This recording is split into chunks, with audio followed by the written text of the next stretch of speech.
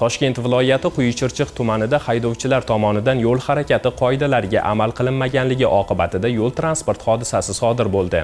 Dastlabki ma'lumotlarga ko'ra, tezlikni oshirish ushbu noxush holatga sabab bo'lgan. Voqea tafsilotlari haqida navbatdagi lavhamizda batafsil so'z yuritiladi.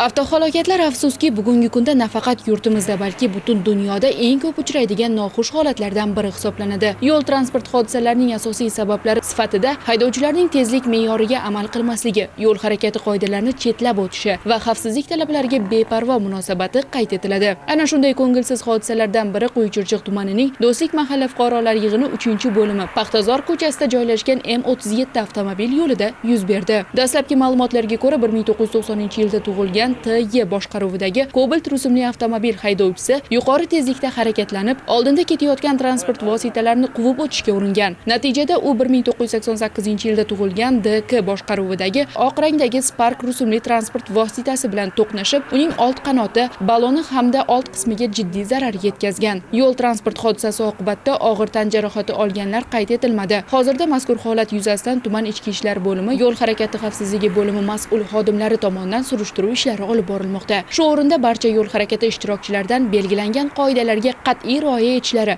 ayniqsa tezlik me'yorlariga amal qilishlari, o'zaro hurmat va ehtiyotkorlikni saqlashlari so'rab qolinadi. Zero yo'ldagi bir lahzalik shoshqaloqlik og'ir oqibatlarga olib kelishi mumkin.